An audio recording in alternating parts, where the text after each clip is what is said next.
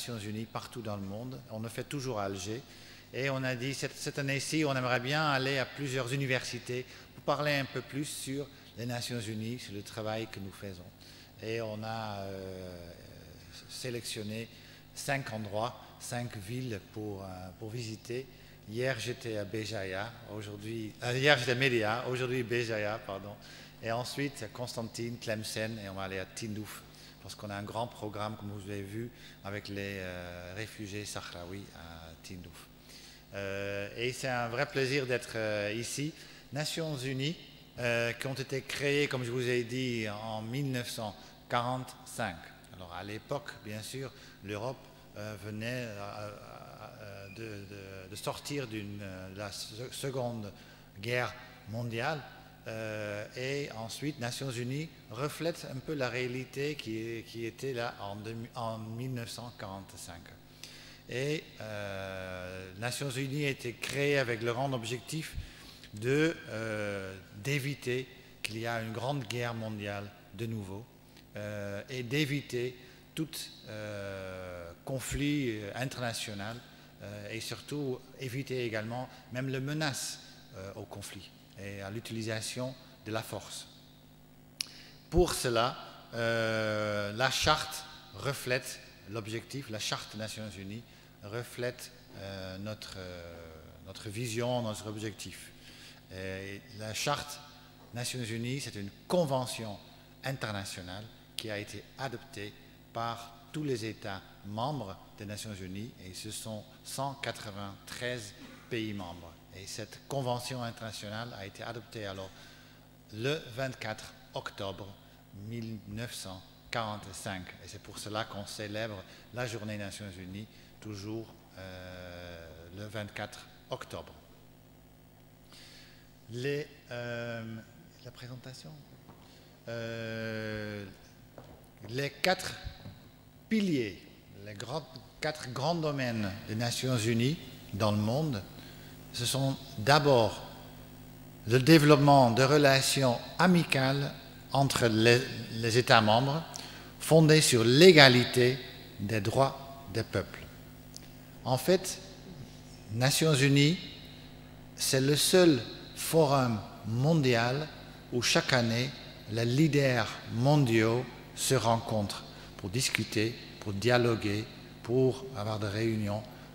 C'est un espace de dialogue, un espace de discussion entre tous les leaders mondiaux. Pour l'Algérie, cette année-ci, c'était un ministre Messahel qui était à New York avec une délégation de l'Algérie. Également, il y a des chefs d'État, premiers ministres qui vont à New York pendant l'Assemblée générale. L'Assemblée générale, c'est la grande assemblée où tous les 193 pays sont représentés. Alors c'est une grande salle, encore beaucoup plus grande qu'ici, où chaque pays est représenté. Là où on a des discussions sur les thèmes importants dans le monde. Et c'est très important que nous avons ce forum mondial, ce forum où les différents pays se rencontrent, parce que c'est l'occasion de rencontrer dans 2 semaines, 3 semaines, tous les pays dans le monde pour avoir des discussions sur les différentes relations entre les pays et pour éviter des conflits et pour faire un bon dialogue. Alors le premier pilier, c'est établir des relations amicales entre les Nations Unies. Et vraiment l'organe où ça se fait, c'est l'Assemblée générale. L'Assemblée générale où il y a 193 pays, chaque pays une voix, un vote. Ce n'est pas par les grands pays qui ont la majorité, c'est un pays, un vote. Et c'est très important, il y a une égalité entre les nations. Deuxième pilier, c'est le maintien de la paix et la sécurité internationale. Et quand on parle de cela, c'est vraiment l'organe clé, c'est le Conseil de sécurité. Et vous avez certainement entendu parler du Conseil de sécurité. C'est quoi le Conseil de sécurité? Le Conseil de sécurité est composé de seulement 15 pays. Alors j'ai expliqué sur l'Assemblée générale avec 193 pays, tous les États membres, mais le Conseil de sécurité, c'est juste 15 pays qui sont représentés. Des 15 pays, il y en a 5 qui sont les membres permanents, qui ont également un droit de veto sur toutes les résolutions qui sont discutées dans le Conseil de sécurité. Vous connaissez bien sûr ces pays, c'est les États-Unis, la Chine, la Russie, la France, la Grande-Bretagne. Et ça reflète un peu les grands pouvoirs en 1945. Maintenant, bien sûr, le monde a changé, il y a d'autres pays qui sont très importants, qui n'ont pas un droit de veto, qui ne sont pas dans le Conseil de sécurité. Il y aurait beaucoup de questions, comment on peut rectifier cette situation. Mais c'est une discussion encore en cours, mais pour l'instant, on a 5 membres permanents avec un droit de veto. Les autres 10 sont là à une rotation de 2 ans. Et pour l'instant, les pays qui sont dans le Conseil de sécurité, pour cette période de 2 ans, c'est la Bolivie, la Côte d'Ivoire, l'Éthiopie, la Guinée équatoriale, Kazakhstan, Koweït, les Pays-Bas, le Pérou, la Pologne et la Suède. Ce sont les 10 pays, plus les 5 permanents, qui constituent les 15 membres du Conseil de sécurité. Mais chaque année, il y a un renouvellement des 10 membres pour permettre à d'autres nations de participer également dans le Conseil de sécurité. Et l'Algérie a eu 3 fois l'occasion d'être membre du Conseil de sécurité. C'était en 68-69, c'était en 88-89 et en 2004-2005. Les pays qui vont être élus dans le Conseil de sécurité sont élus par l'Assemblée générale et par leur région.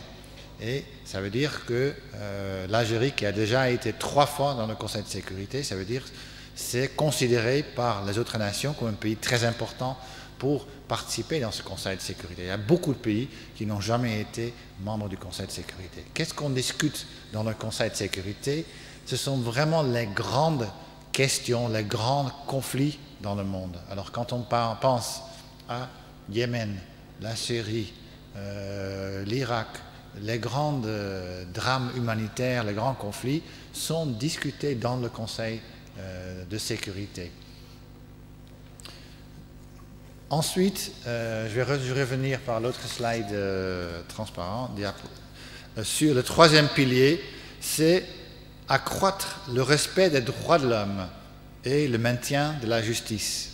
Et un document clé, c'est vraiment la Déclaration universelle des droits de l'homme. La Déclaration universelle des droits de l'homme reflète vraiment le droit des peuples, le droit des êtres humains aux libertés. Et c'est adopté en 1948. Cette année-ci, on aura le 70e anniversaire, parce que c'était adopté en décembre 1948. Alors en décembre, on aura l'anniversaire 70 ans, la Déclaration universelle des droits de l'homme. Ensuite, l'organe qui correspond vraiment à ce 3e pilier, c'est le Haut Commissariat des droits de l'homme, bien sûr, et ensuite, c'est la Cour internationale de justice, basée à La Haye.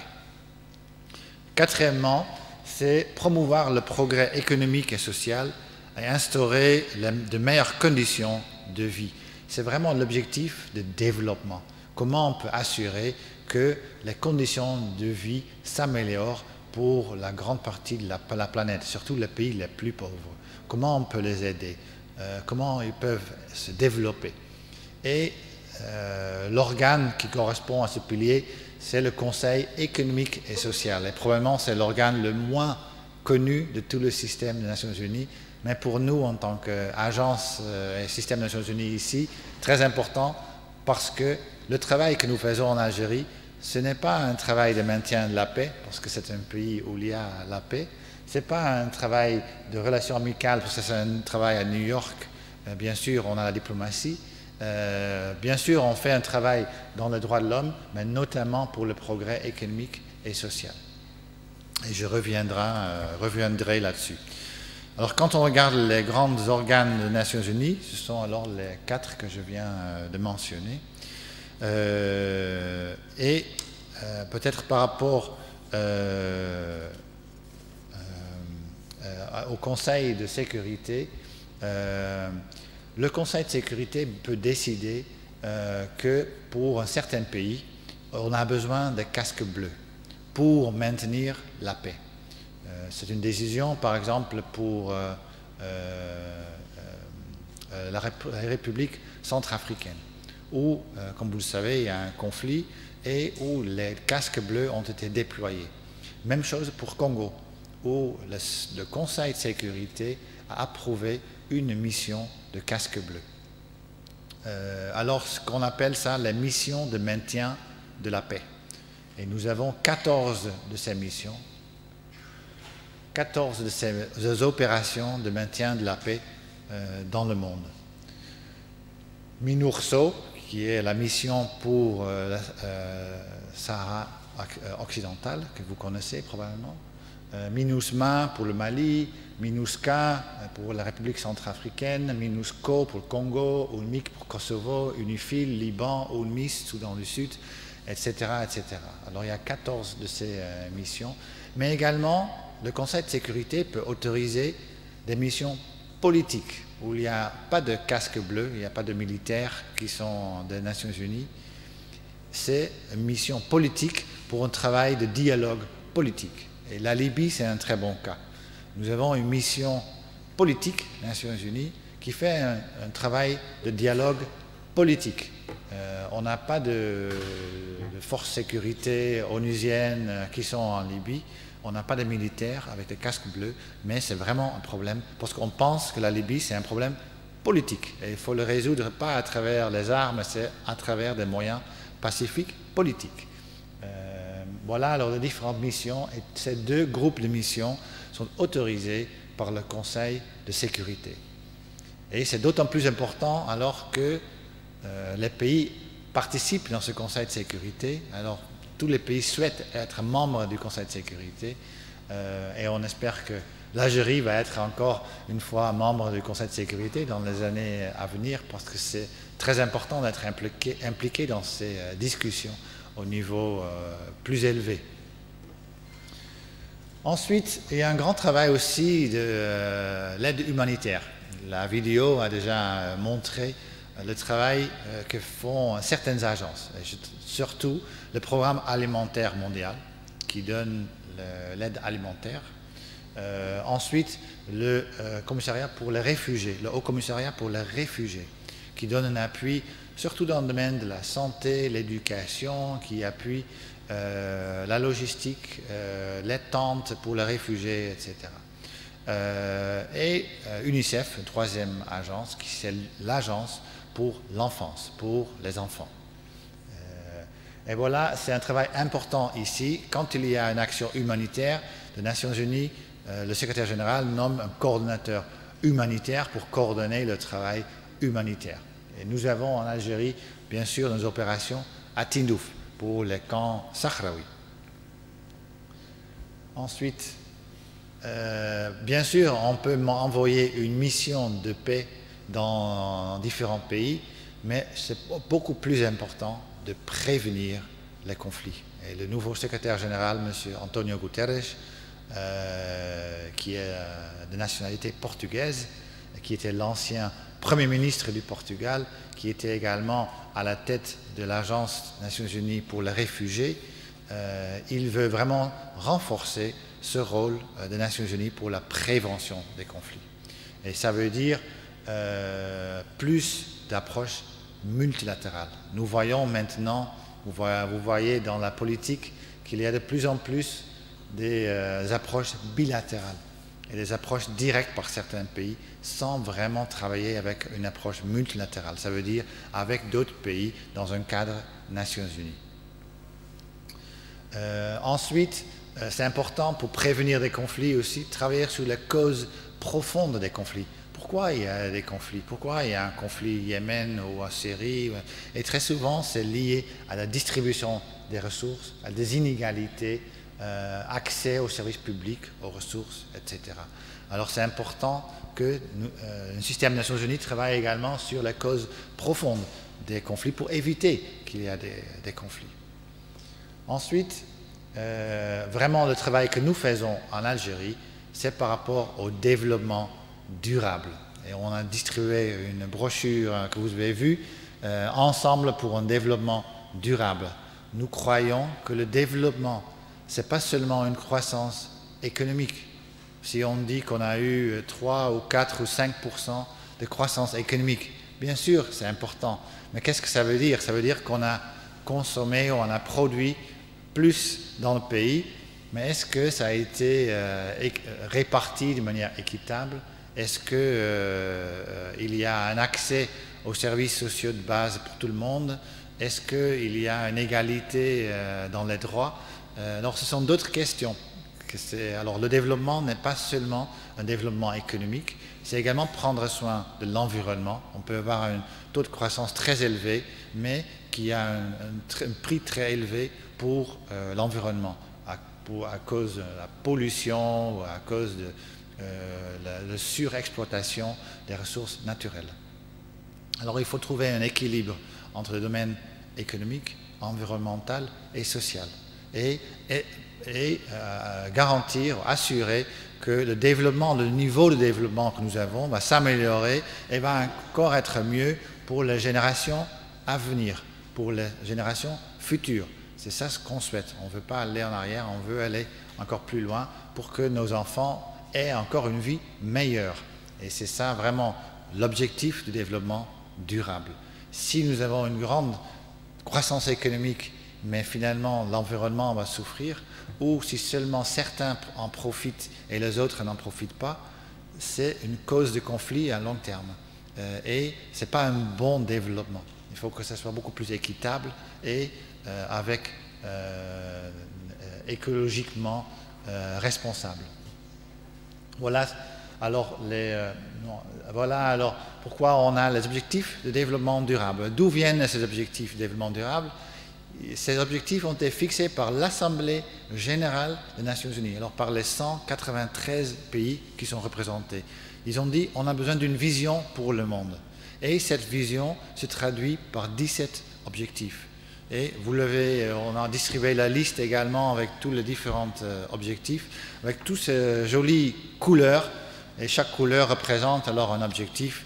Ça veut dire éliminer la pauvreté, éliminer la faim, permettre à tous de vivre en bonne santé, accès de tous à une éducation de qualité, parvenir à l'égalité des sexes, garantir l'accès de tous à l'eau et à l'assainissement, garantir l'accès de tous à des services énergétiques fiables, durables et modernes, promouvoir une croissance économique soutenue, partagée, durable, bâtir une infrastructure résiliente, réduire les inégalités dans le pays, faire en sorte que les villes et les établissements humains soient ouverts à tous, sûrs, résilients, établir des modes de consommation et de production durables, prendre d'urgence des mesures pour lutter contre le changement climatique, conserver et exploiter de manière durable les océans, les mers et les ressources marines, préserver et restaurer les écosystèmes terrestres, promouvoir l'avènement de sociétés pacifiques et ouvertes à tous, et renforcer les moyens de mettre en œuvre le partenariat mondial pour un développement durable. Ce sont 17 objectifs. Et ensuite, il y a des indicateurs pour mesurer ces objectifs. Et chaque année, les pays présentent leur rapport. C'est normalement une trentaine de pays chaque année qui présentent leur rapport pour faire un rapportage sur ces objectifs qui sont à l'horizon 2030. Et l'Algérie a dit, nous, on présente notre rapport en 2019. Alors l'année prochaine, il y a un rapport de l'Algérie qui va être soumis aux Nations Unies pour faire un rapportage sur l'état d'avancement de ces 17 objectifs. Et notre rôle ici en tant que Nations Unies, c'est pour travailler sur ces 17 objectifs.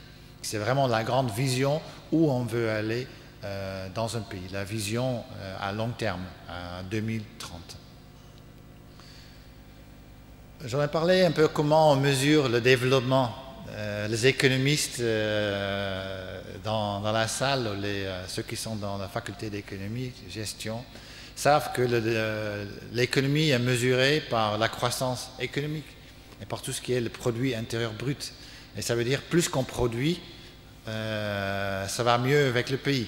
Mais ça prend en compte seulement une seule dimension, et ça c'est les revenus. la production totale, si vous voulez. Mais il y a d'autres indices. Et un indice qui est beaucoup utilisé dans le monde de développement, c'est l'indice de développement humain qui a été élaboré par le PNUD, c'est une des plus grandes agences des Nations Unies, le Programme Nations Unies pour le développement, PNUD, qui a développé un indice qui prend en compte pas seulement le produit intérieur brut, mais également les secteurs sociaux, la santé et l'éducation, entre autres avec l'espérance de vie, la durée moyenne de scolarisation, alors d'autres indicateurs pour mesurer si un pays va bien ou non. Et il y a un indice, alors il y a un classement chaque année, et l'Algérie est classée 85e dans ce classement, en fait en tête du continent africain. Par rapport au Maroc, Tunisie, Égypte, Afrique du Sud, l'Algérie est mieux classée. Parce qu'on prend en compte beaucoup d'autres indicateurs, pas seulement le produit intérieur brut. Également, on dit souvent l'indice de Gini, bon, c'est un peu économe, c'est un peu l'indice pour mesurer l'inégalité dans un pays. Ça veut dire, si on compare les plus pauvres et les plus riches et les plus pauvres, quelle est la distance entre les deux?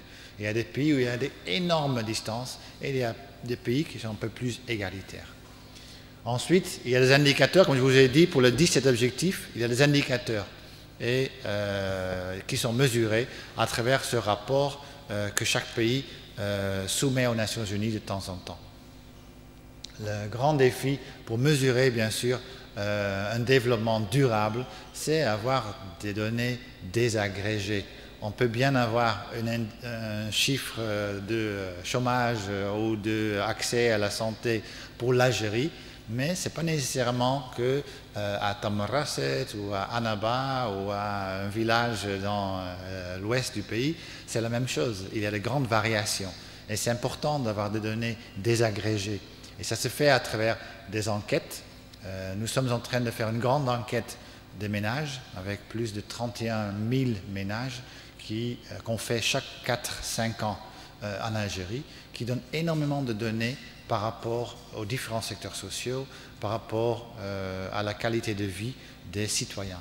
Et comme on le fait chaque 4 ans, il y a une évolution pour mesurer un peu plus l'évolution du développement durable.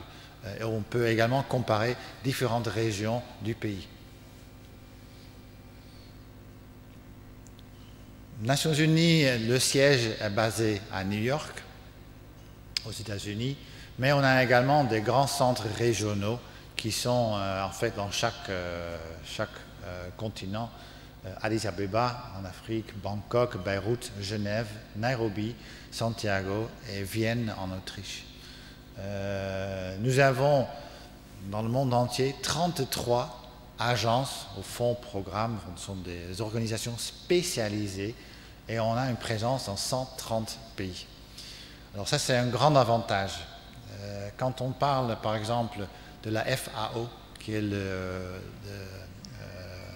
fonds pour l'agriculture et l'alimentation, Food and Agricultural Organization, ils ont d'expertise dans le domaine d'agriculture, agroalimentaire, agriculture, dans plus d'une centaine de pays.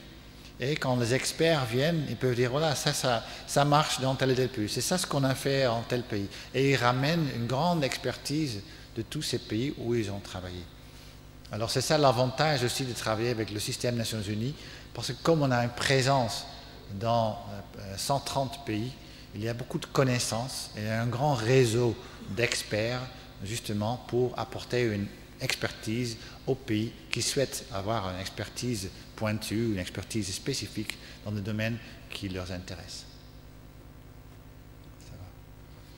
En Algérie, on n'a pas 33 agences représentées, on a 14 agences, parce que pas toutes les agences ont la capacité d'avoir une présence dans tous les pays.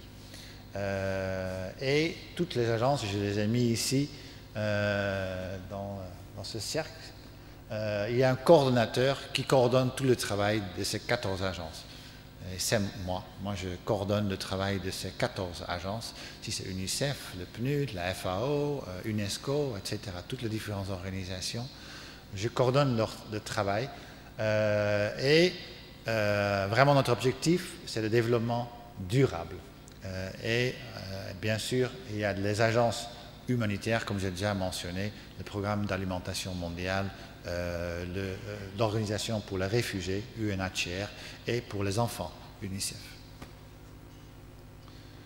Nous avons un accord de coopération entre le gouvernement algérien et les agences des Nations Unies. Et le gouvernement nous a demandé de travailler dans 4 domaines où il souhaite avoir l'appui.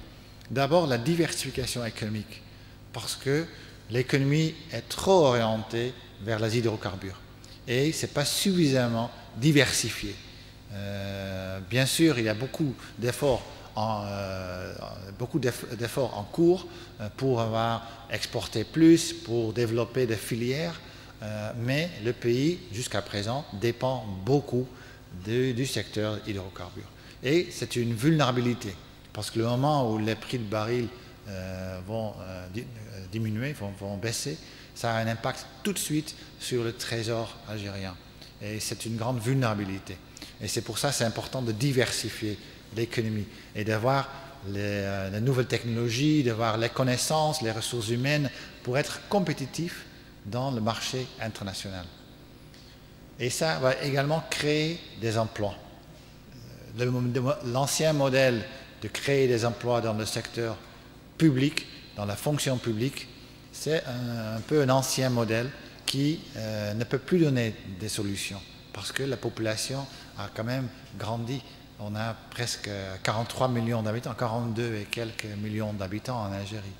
Alors pour donner du travail à tous, ce n'est pas la fonction publique qui peut assumer toute la jeunesse qui vont entrer dans le marché du travail.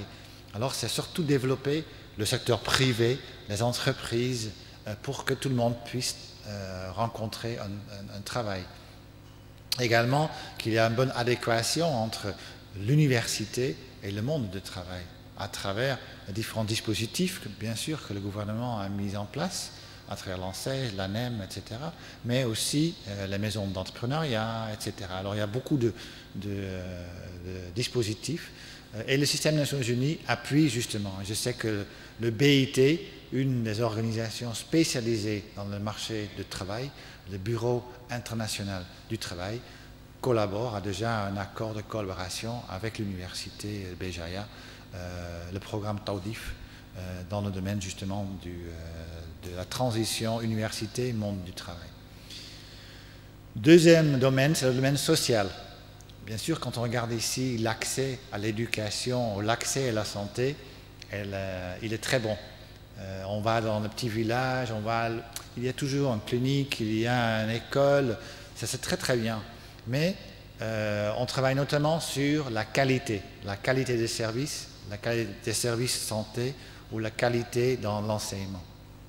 Et le gouvernement nous a demandé d'appuyer dans ce domaine. Le troisième domaine dans lequel on travaille, c'est la gouvernance. Et la gouvernance, c'est vraiment le travail avec les institutions de l'État. Et c'est par exemple, on travaille avec les différents ministères pour renforcer leurs capacités, pour travailler avec le ministère de la Justice, avec le secteur judiciaire, on travaille avec le Conseil constitutionnel par exemple. Alors c'est vraiment renforcer les grandes institutions de l'État. Quatrièmement, c'est le domaine de l'environnement. Et comme je vous ai dit, le domaine environnemental fait vraiment partie intégrante d'un développement durable. Quand on parle de l'environnement, on parle de mitigation des changements climatiques. Et peut-être vous dites, bon, l'Algérie, changement climatique, ça va encore, on n'est pas les îles Maldives qui vont être inondées dans quelques années à cause du niveau de la mer qui commence à augmenter. Mais on voit également que le météo, les intempéries et les extrémités dans le météo, et que ça c'est également un effet du changement climatique. Ensuite, tout ce qui est la préservation de la biodiversité, parce que l'Algérie a une grande biodiversité, mais si on ne protège pas la biodiversité, elle va disparaître. Également, il y a des plantes qui doivent être protégées, qui peuvent être exportées par leur importance pharmaceutique. Et il y a des grandes entreprises internationales qui sont très intéressées par l'Algérie pour les prendre et il faut les protéger. Et il y a des projets spécifiques justement pour faire cela. Également pour avoir des parcs naturels, des réserves naturelles qui sont protégées. Et c'est important pour un environnement sain, pour notre environnement, pour l'air pur, voilà. Alors c'est un domaine dans lequel on intervient beaucoup, on a beaucoup de programmes d'appui dans le domaine de l'environnement. Ensuite, je vais rapidement passer les 14 agences que je vous ai dit qui sont présentes en Algérie. Le PNUD, c'est l'agence peut-être la plus grande en termes de développement, qui travaille beaucoup dans le domaine du développement local. Ils ont un grand programme de développement local en Algérie, dans 10 wilayas du pays. Travaille également tout ce qui est l'appui et la participation politique des femmes élues, la biodiversité et le patrimoine culturel, et les politiques d'appui à l'emploi, notamment aux jeunes. Ensuite, on a l'UNICEF, je vous ai déjà mentionné, c'est pour les enfants. Alors, bien sûr, c'est l'éducation et pour lutter contre la mortalité infantile et maternelle. C'est la protection des enfants. Ensuite, c'est le OIT ou BIT, le Bureau Organisation Internationale du Travail, qui travaille avec l'université ici. La FAO, l'Organisation pour l'agriculture et l'alimentation. L'OMS, l'Organisation mondiale de la santé, qui est très important parce qu'il donne également une accréditation, par exemple, du laboratoire, la qualité des laboratoires. ONU-SIDA, pour lutter contre le VIH-SIDA, qui est présent. La prévalence n'est pas très élevée en Algérie, mais il faut quand même lutter contre ce fléau. Et il y a plus ou moins 10 000 Algériens qui sont infectés par le VIH-SIDA. Ensuite, le fonds de population, qu'ils appuient pour la qualité de la santé reproductive, mais également avec le recensement.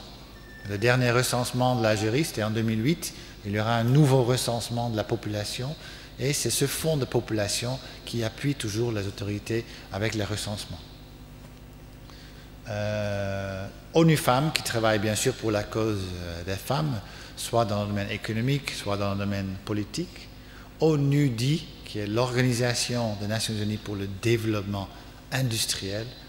UNICRI, c'est un centre interrégional pour le crime et la justice.